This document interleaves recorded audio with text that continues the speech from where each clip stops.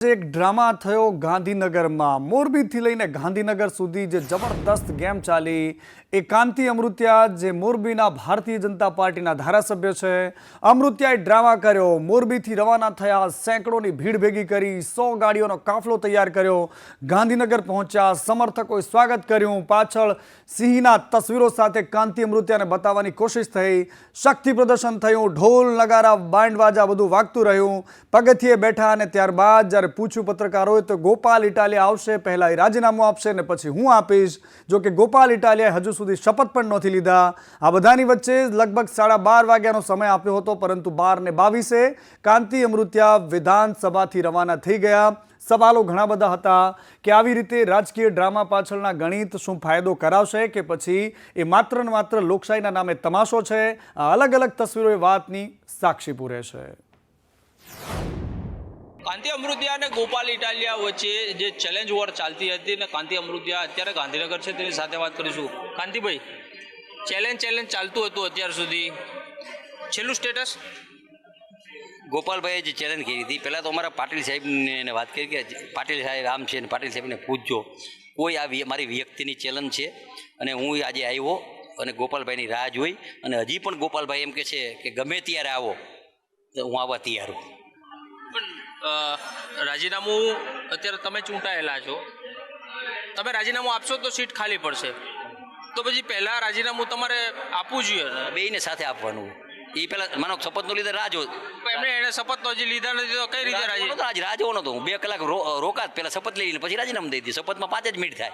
એમને અધ્યક્ષે સમય આપેલો હતો એને શપથ માટેનો કેવો માગેલ તરત આપવા ત્યારે માગવો જોઈએ ને સમય સામાન્ય માણસને પણ સમજમાં આવી જાય આ પ્રકારની છીછરી રાજનીતિ ગુજરાતમાં શરૂ થઈ છે। બીજી બાજુ આજ ધારાસભ્ય કાંતિ અમૃત્યાનો એક ઓડિયો પણ વાયરલ થયો છે। કાંતિલાલ અમૃત્યાની ઓડિયો ક્લિપમાં તેઓ કહી રહ્યા છે કે આપણે કોઈ રાજીનામું આપવાનું થતું નથી। રાજુભાઈ સાથેની આ વાતચીતનો ઓડિયો વાયરલ થયો છે।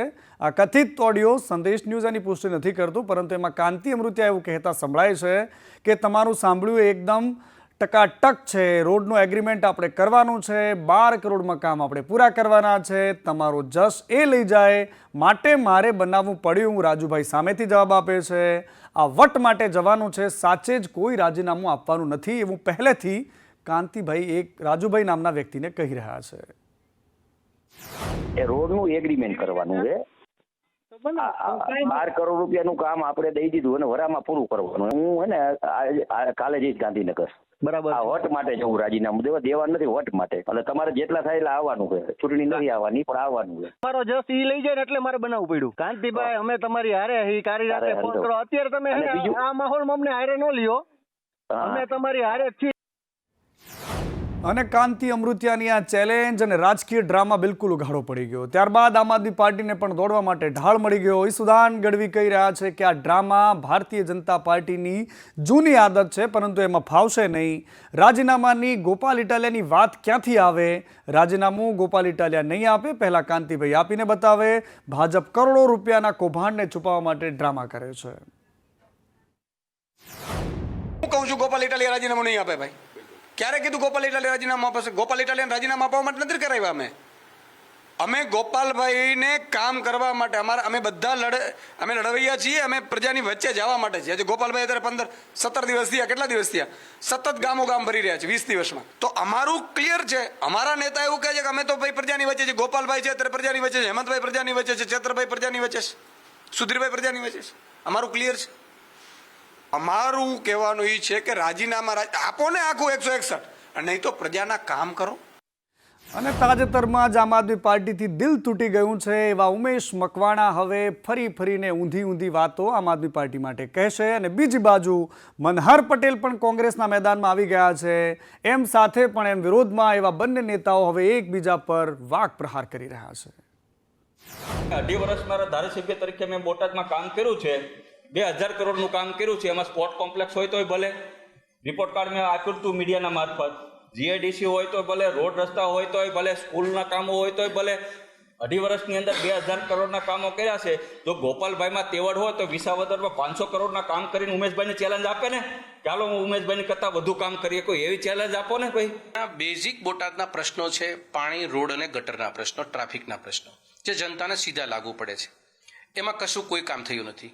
અનઅધિકૃત રીતે બાંધકામ એટલા થઈ રહ્યા છે, જનતાને એ પરેશાની કરે છે. એમાં કોઈ કામ બેમાંથી એકેય લોકોએ કર્યું નથી.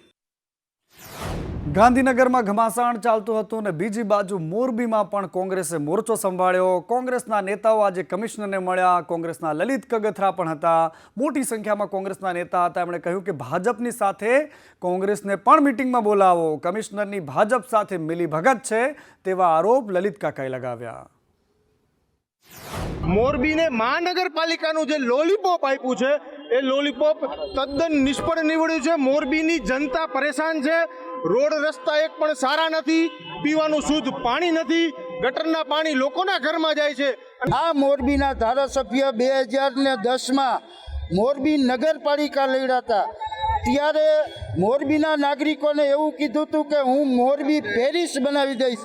હવે એના આજે 15 વર્ષ વીતી ગયા છતાંય પેરિસ તો ઠીક છે, પણ મોરબીમાં ક્યાંય રોડ રસ્તા કે કોઈ પણ પ્રકારની સુવિધા નથી. માત્ર ચેલેન્જિંગ મારવામાં પડ્યા છે. જે ગયા હોય એમાં મારે લેના દેના કાંઈ છે નહીં. તમને ખબર છે પ્રજાના પ્રશ્નોની ચેલેન્જ, જે પ્રજાના પ્રશ્નો નડે છે, જે રોડ રસ્તા પ્રાથમિક જરૂરિયાત છે, જે રીતે મોરબીમાં આડેધડ વિકાસ થયો છે, વાટકા વ્યવહાર થઈ શકે એવી રીતે બિલ્ડિંગો બની છે, જે રીતે ભારતીય જનતા પાર્ટીના પદાધિકારીઓની કાર્યકર બનીને જે અમારી સામે વગેરે વર્તન કરી રહ્યો છે, એ ખરેખર અમને આવી અપેક્ષા. વિવિધ મુદ્દાઓ બાબતે તેમના દ્વારા રજૂઆત કરવામાં આવી છે. રોડ રસ્તા, વીજળી વગેરેના પ્રશ્નો છે, સ્ટ્રીટ લાઇટ વગેરેના પ્રશ્નો છે, જેનો વિસ્તૃત અભ્યાસ કરીને જે પણ કાર્યવાહી એમાં કરવાપાત્ર છે આગામી સમયમાં કરવામાં આવશે. અને આ તરફ બોટાદના ધારાસભ્ય ઉમેશ મકવાણાએ માંગ કરી છે કે સરકારી કોન્ટ્રાક્ટના કામ માટે પણ અનામત આપો. SC ST ને OBCના સમાજને અનામત આપો. કોન્ટ્રાક્ટ એક જ સમાજને આપવામાં આવે છે, એમની સામે મારો વાંધો છે. સરકારી જે કોન્ટ્રાક્ટ તમામ જે છે એમાં માત્ર કોઈ એક સમાજના જ કોન્ટ્રાક્ટરને કામ ન આપવામાં આવે. એમાં પણ સરકારી કોન્ટ્રાક્ટમાં SC ST OBCને કોન્ટ્રાક્ટ અનામત આપવામાં આવે. અને સાથોસાથ જે રીતના પ્રાઇવેટ કંપનીઓમાં પણ એક જ સમાજનું ચોક્કસ પ્રભુત્વ છે, જેથી કરીને અનામત એમાં પણ દાખલ કરવામાં આવે. જે આજે મેં લેખિત મૌખિક માનનીય મુખ્યમંત્રીશ્રીને આજે માંગણી કરી છે. અને આ તરફ આ દુર્ઘટના કે જે ગોઝારી દુર્ઘટનામાં 21 જિંદગીઓ સમાઈ ગઈ છે, એમાંથી એક પણ વ્યક્તિને હજી જેલ નથી થઈ. પરંતુ આમ આદમી પાર્ટીના ધારાસભ્ય ચૈતર વસાવા એક થપ્પડ કાંડને લઈને, એક કથિત થપ્પડ કાંડને લઈને અત્યારે જેલમાં છે. એમને જામીન નથી મળ્યા. હજુ પણ એમને જેલમાં રહેવું પડશે. છેલ્લા કેટલાય દિવસોથી તેઓ જેલમાં છે. નર્મદાની ડિસ્ટ્રિક્ટ કોર્ટે ચૈતર વસાવાની જામીન અરજી ફગાવી દીધી છે. 5 જુલાઈથી લઈને 9 દિવસ થયા છે. ચૈતર વસાવા અત્યારે પણ જેલમાં છે. ફરિયાદ દાખલ કર્યા પછી જે વિડીયો બધા અપલોડ થયા તેને કારણે કદાચ નામદાર કોર્ટ રિજેક્ટ કરી હશે, કારણ કે એ વિડીયો કોર્ટમાં રજૂ કરવામાં આવેલા.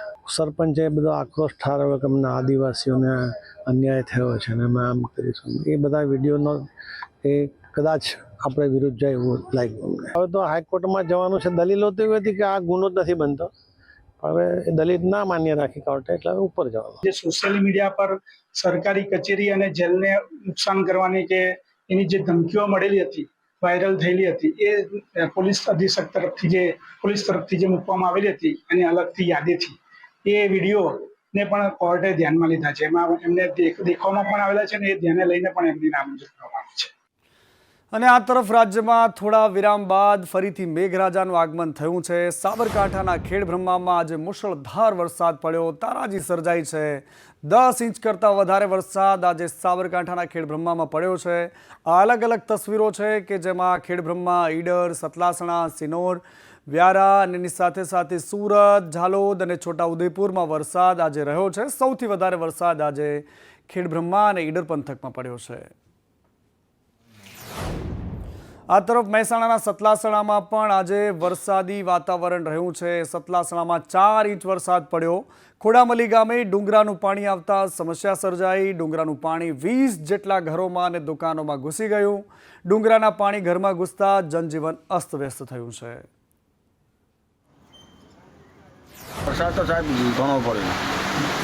એને લઈને શું સમસ્યા સર્જાઈ? અમારા નાળું બંધ થયું સાથે મને આ બધા આજુબાજુ મકાનો પણ કંઈ મારી દુકાનમાં પહેરી ગઈ.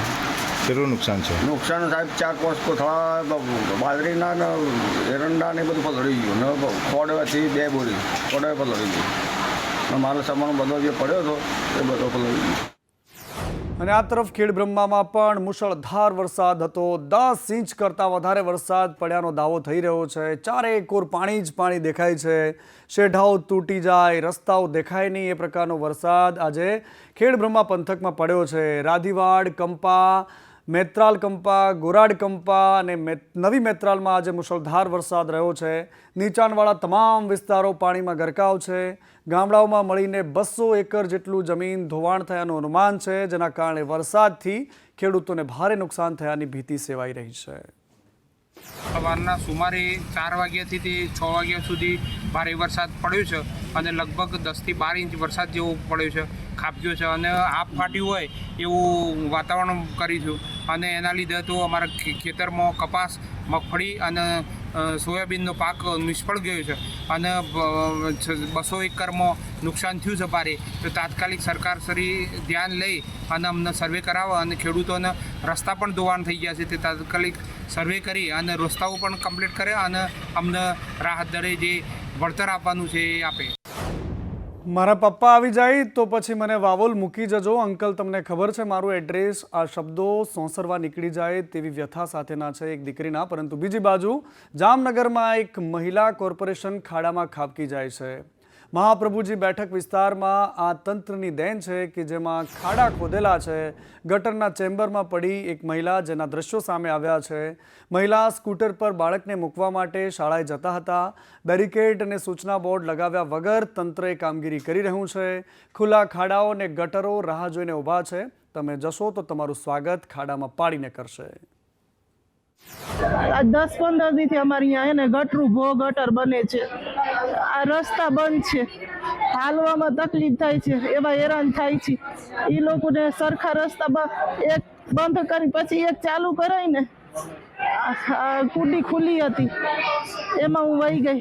7 ફૂટ ઊંડી હતી. હું બાબાને મૂકવા જતી સ્કૂલે, મારો પગ સ્લીપ થઈ ગયો. અને આ તરફ બનાસકાંઠાના થરાદમાં એક અજાયબી થઈ ગઈ. વગર ડ્રાઈવરનું એક ટ્રેક્ટર સીધું આવે છે અને સીધું ઘૂસી જાય છે શોપિંગ સેન્ટરમાં. અને ત્યારબાદના જે દ્રશ્યો સામે આવ્યા છે તે હેરાન કરનારા છે. દુકાનની બહાર ટેબલ, પંખાઓ, કુલર આ તમામની ઉપર ટ્રેક્ટર ફરી વળે છે. પાછળથી આવતા ટ્રેક્ટરે ટક્કર મારી અને ટ્રેક્ટર ચાલ્યું. સમગ્ર ઘટનાના સીસીટીવી આજે વાયરલ થઈ રહ્યા છે.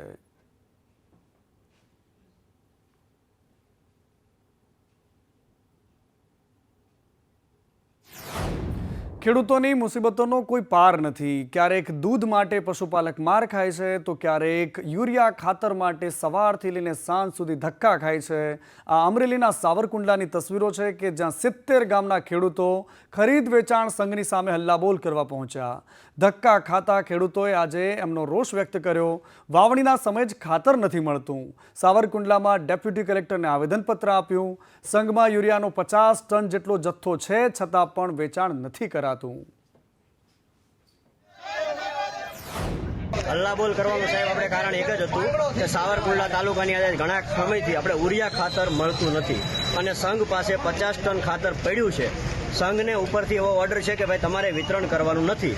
તો આ વિતરણ શું કારણે નથી કર્યું એના માટે અમે પ્રાંત અધિકારી અને મામલતદાર સાહેબને આપણે આવેદનપત્ર આપેલું છે. હું કામ નથી આપતો તમારી રજૂઆત પૂછવા માટે આપણે ચેરમેન સાહેબને પણ બોલાવ્યા હતા અને એણે એમ કીધું ભાઈ ઉપર વાત કરીને તમારો જે કાંઈ છે એનો જલ્દી બને એટલો નિકાલ કરવા માટે હું બંધાયો છું. એટલે આજે આપણે બધાને આમંત્રણ આપ્યું. આજે સાવરકુંડલા તાલુકાના બધા ખેડૂતો ભેગા થયા છે અને અમારે એ માટે આવેદન આપવાની જરૂર પડી.